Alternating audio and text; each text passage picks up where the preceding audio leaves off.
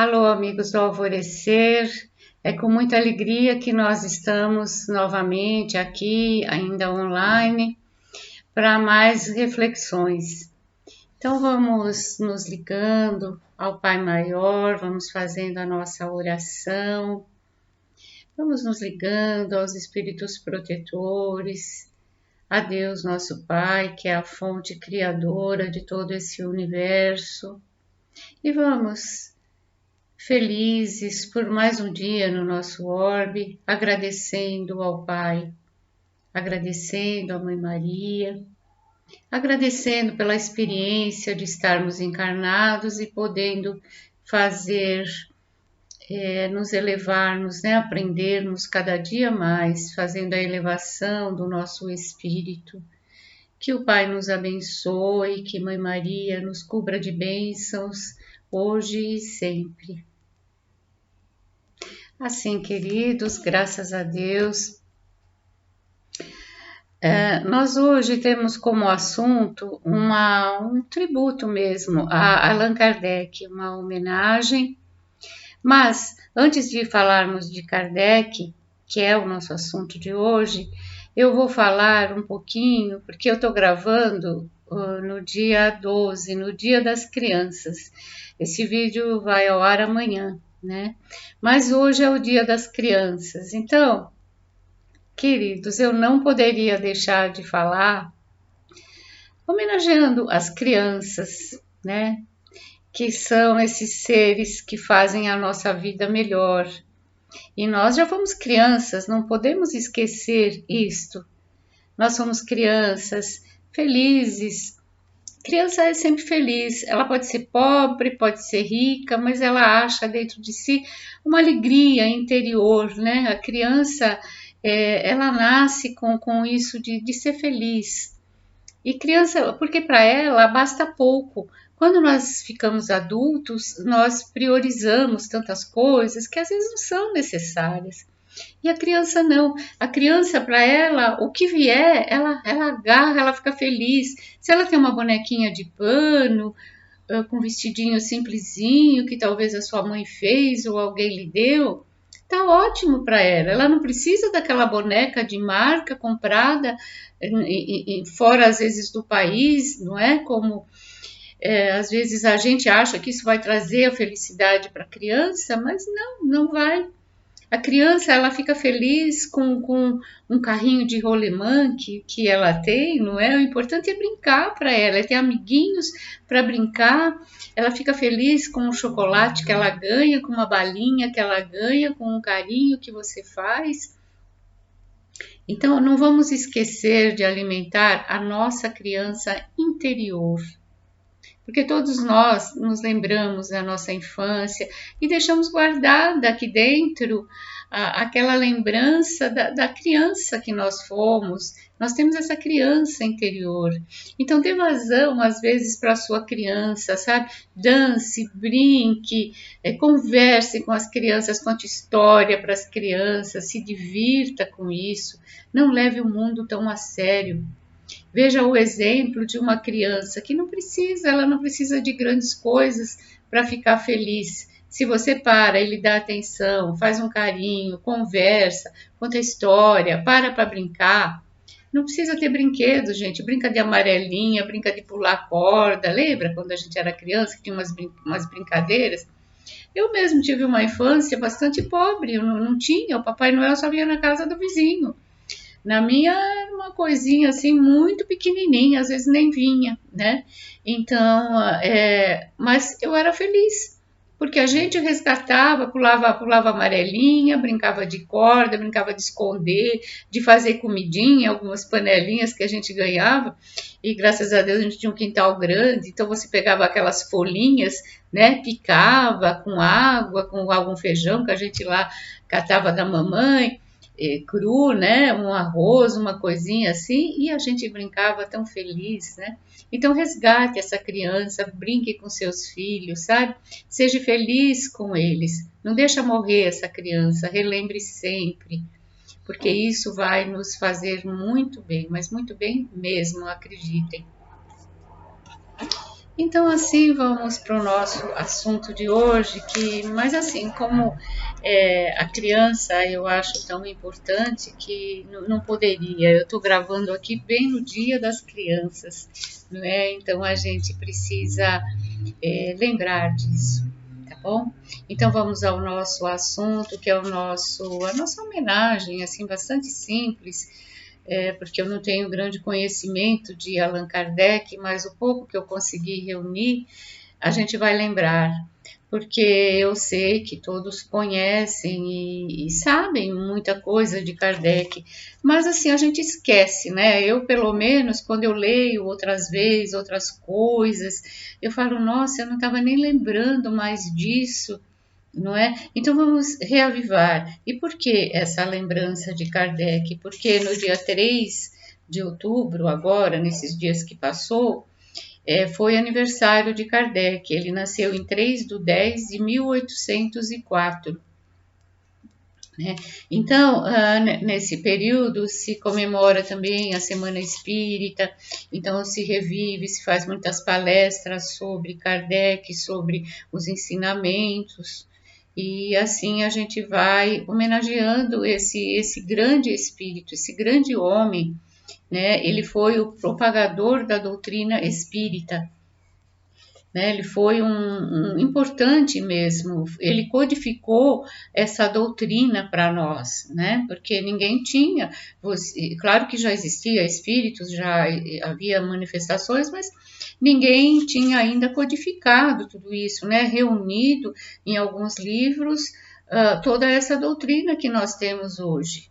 Bem, porque Jesus nos disse: eu vou, mas mandarei em meu lugar o Consolador. E esse consolador prometido é o Espiritismo. E Kardec veio para codificar tudo isso, para juntar, né, nos livros, para que nós pudéssemos ter conhecimento de todas as coisas e os ensinamentos. Então vamos lá, falar do Kardec, né? Na verdade, ele se chamava Hippolyte Léon Denisard Rivail. Não sei se a minha pronúncia está correta, mas é o que eu posso falar aqui. Então, e nasceu, né, em 31/10/1804. Nem faz tanto tempo assim, né? Se a gente pensar na história, Jesus se foi há muito tempo, né? Ele viveu em mais de 2000 anos. E Kardec não, foi uma coisa mais recente. Então, o Espiritismo não é alguma coisa assim tão antiga assim, né, como outras religiões. Então, ele foi educado ele nasceu em Lyon, né, na França. Deixa eu arrumar aqui minhas coisas aqui. Ele teve educação na Suíça, no Colégio Pestalozzi, Instituto de Educação Pestalozzi, e ele foi criado no protestantismo. Até formar-se, estudou, né, na Suíça, nesse colégio Pestalozzi, é um colégio conceituadíssimo, né? Então, até formar-se pedagogo, em 1824 ele se forma. Após voltar para Lyon, porque ele se forma lá e volta para a França, em Lyon. E ele já falava, nessa época, vários idiomas, olha um pouco, alemão, inglês, holandês, italiano. Não é pouca coisa não, hein, gente? Pelo amor de Deus. Eu não falo nem português e olha lá, né? Entendeu? É, assim. Então, ele se casou com 28 anos, com Amélie Gabrielle Boudet.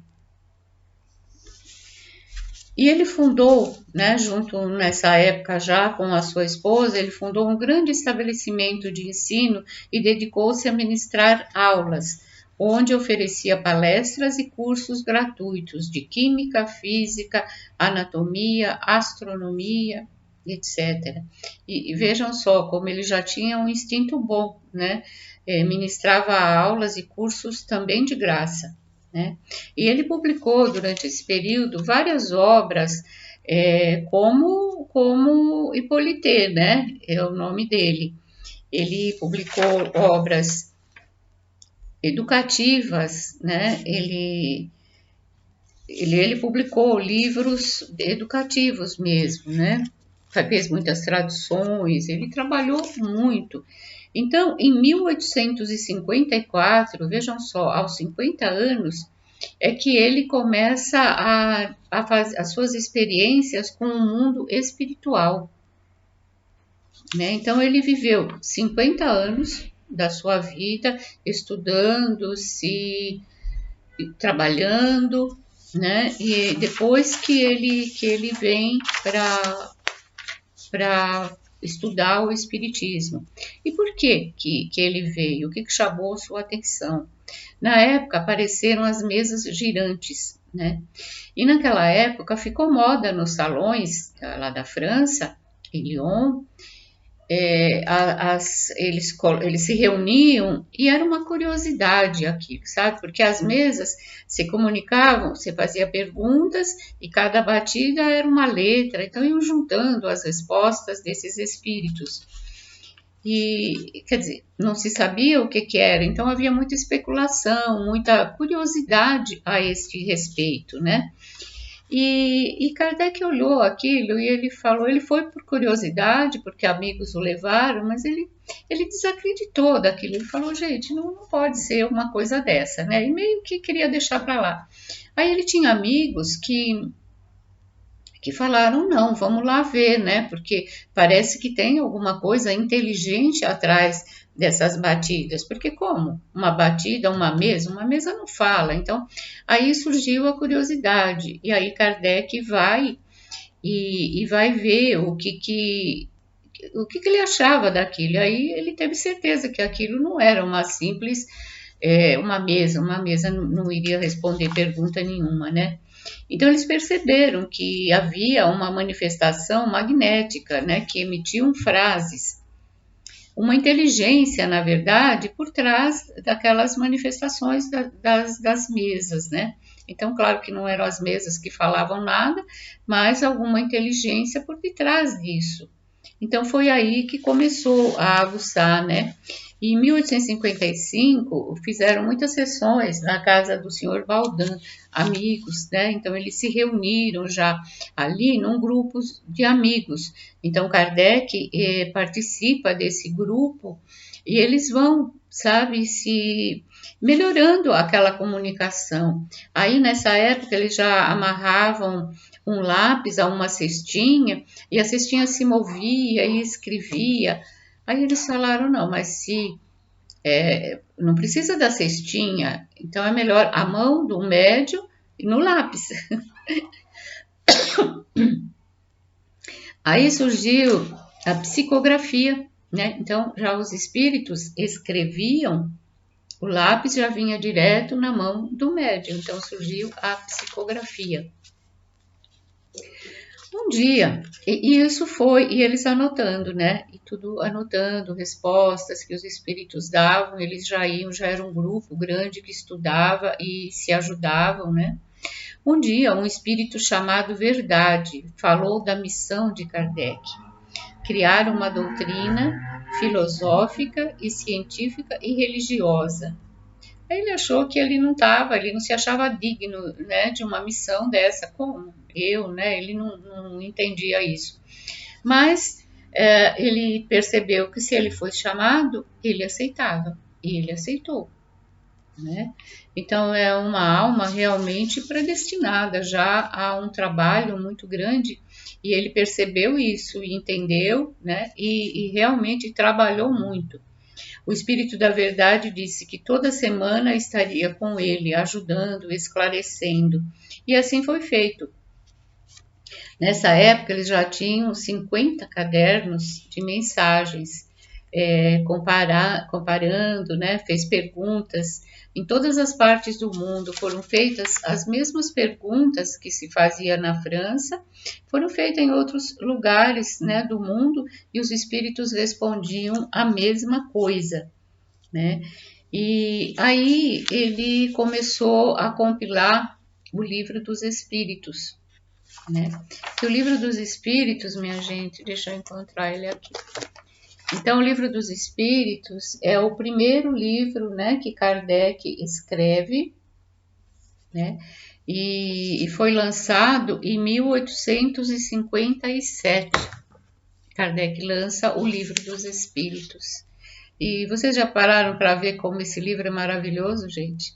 As perguntas que tem aí são tremendamente atuais e cada vez que eu preciso alguma coisa que a gente não sabe, ou você tem dúvida, Livro dos Espíritos, ele explica, ele ajuda, ele esclarece. Então, não tenha dúvidas, quando você tem uma pergunta, Livro dos Espíritos na cabeça, né? Não tem como negar isso. Então, Kardec, já nessa época, ele dormia muito pouco, sabe? Ele dormia 4, 5 horas por noite, trabalhava exaustivamente. Depois logo após o lançamento do Livro dos Espíritos, que começou o povo, o boca a boca, né? A comprar e a fazer, e ficou meio famoso. Aí um livreiro da França, da Espanha, né, em Barcelona, ele encomenda 300 livros dos espíritos e que lhe é mandado, né? Ele tinha direito, ele comprou, pagou, né? Só que aí um bispo lá de Barcelona, ele falou, não, o que é isso? Que livro dos espíritos é esse, né? Isso é livro do demônio. E ele pegou, confiscou esses livros e em praça pública mandou queimar. E ele fez toda aquela encenação, sabe? Alguém de preto, um capuz, como aquelas coisas feias, né? E mandou queimar todos esses livros. E queimaram-se os livros, mas não queimaram-se os espíritos, não é verdade? E Kardec ficou muito bravo com isso. Ele queria questionar, porque ele tinha direito de vender esses livros, né? A editora tinha direito de vender os livros. E aí os espíritos aconselharam que não, que ele ficasse quieto. E ele ficou. Então, e foi realmente muito bom isso, porque isso aguçou a curiosidade. Por que é que queimaram os livros, né? O que tinha? O que estava escrito nesses livros? Aí as pessoas encomendavam direto de Leon na França e o livro ia individual para cada pessoa que tinha o direito de ler, realmente tinha direito. Então, assim que se propagou cada vez mais a doutrina, né, do Livro dos Espíritos. E assim, depois foi em 1861, depois do Livro dos Espíritos, aí veio o Livro dos Médiuns. E eu não peguei o Livro dos Médiuns, gente, desculpa. Faltou um. Então veio o Livro dos Médiuns. Não vou mostrar porque eu esqueci de pegar, mas todo mundo... Deixa eu ver se tá aqui. Não tá, eu pensei em pegar todos eles e esqueci do Livro dos Médiuns, mas aí veio o Livro dos Médiuns em 1861. Então, o que tem no Livro dos Médiuns? Toda a explicação sobre a mediunidade, como se dá essa comunicação com os espíritos, através, né, da glândula pineal, e aí vem muita explicação para os médiuns, né, como se dá essas comunicações. Então, é um livro usado para estudos nos cursos de todas as casas que dão o mediúnico, né, se estuda o Livro dos Médiuns, Livro dos Espíritos.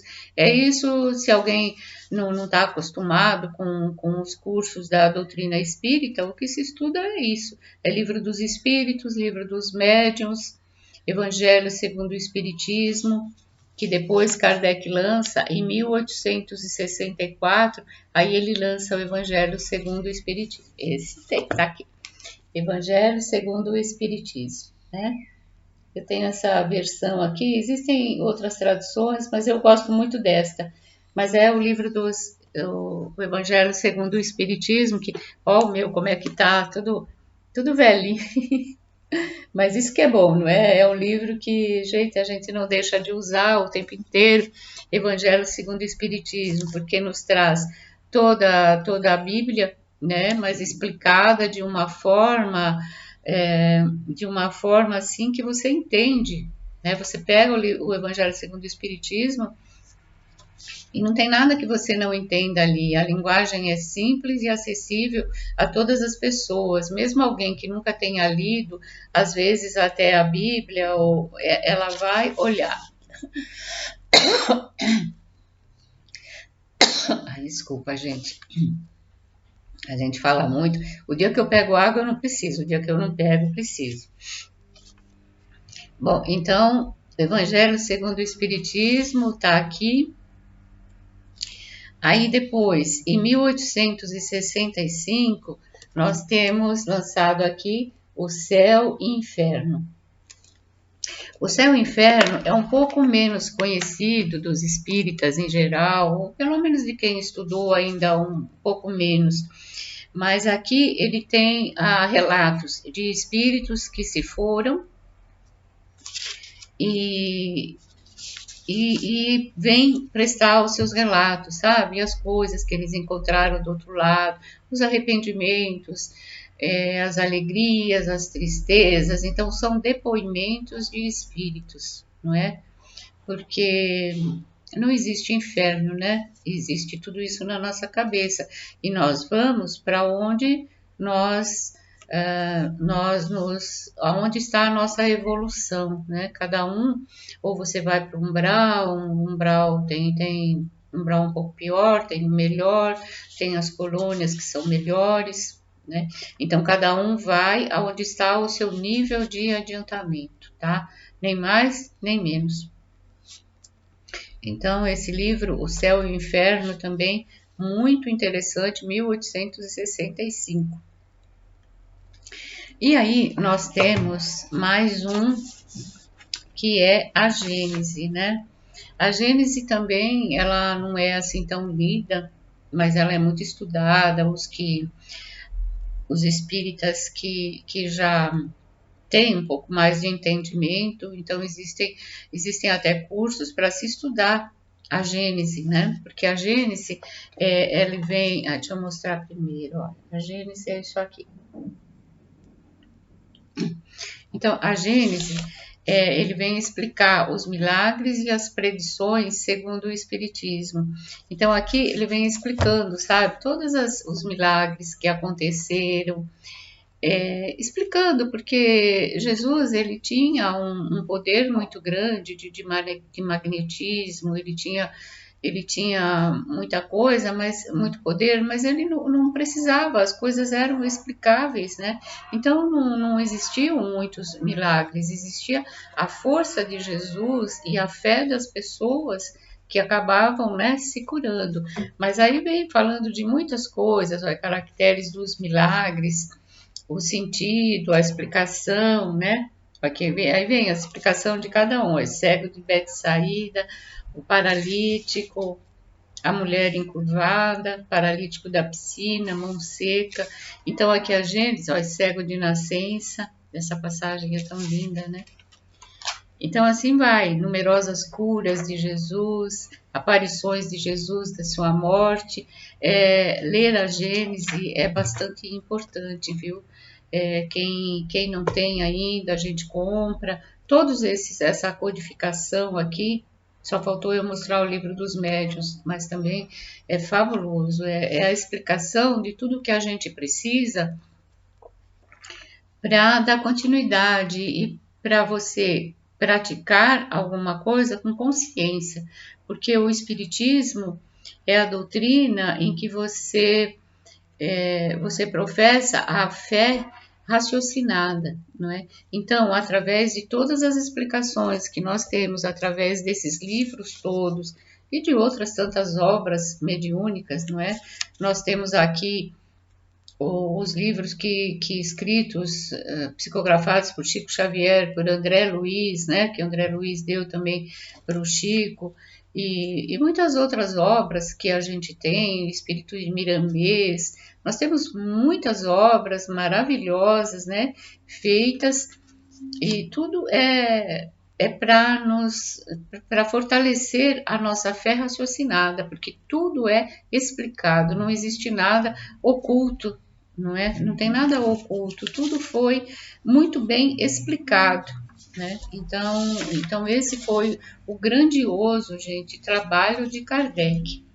Grandioso, grandioso mesmo, porque eu imagino, foi acho que durante 14 anos que ele trabalhou Veja um pouco, 1, 2, 3, 4, são 5 livros da codificação. Fora todas as coisas que ele ainda tinha, né, que trabalhava em outras coisas, ele fez tudo isso, ele codificou toda essa doutrina. Então nós agradecemos, gente, profundamente a este grande espírito, a este grande homem que foi Allan Kardec. Ah, eu esqueci de falar sobre o nome, né? Porque ele se chamava o nome, na verdade, dele era Hippolyte Léon Denisard Rivail. E depois que ele fica, quando ele já começa esse contato com o mundo dos espíritos, aí lhe dizem que ele viveu na época dos druidas e era chamado de Allan Kardec. Aí ele adota esse nome Allan Kardec porque para não confundir, porque ele tinha já outras obras publicadas, mas livros didáticos, livros de estudo, mas outro tipo de coisa, né? Então, não de espiritismo. E ele queria que fosse feita essa distinção entre uma obra e outra. Então, ele usou Allan Kardec durante todo esse outro período da vida dele, né? E aí, Kardec trabalhou até o fim da sua vida. Ele desencarnou no dia 31 de 3 de 1869. E alguns dias antes ele ainda entrega um trabalho para a Revista Espírita, que também eu acho que não falei, que ele também que fundou a Revista Espírita, que existe até hoje, né? Então a Revista Espírita é outro legado dele também maravilhoso, que houve continuidade após a morte de Kardec. Ela existe até hoje, a Revista Espírita.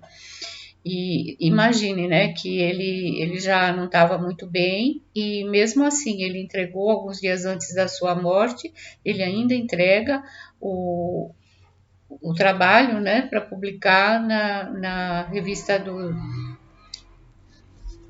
na revista Espírita, desculpa. Então, ele teve uma ruptura, um aneurismo, né, e desencarnou, então, no dia 31 de 3 de 1869, em Lyon, na França, onde ele viveu a maior parte da vida dele, foi em Lyon, na França. E então, lá na lápide dele, está escrito nascer, viver e morrer, né? Então, está lá na lápide dele, em Lyon, na França. Muita gente vai, quando vai para lá, vai visitar o túmulo de Kardec.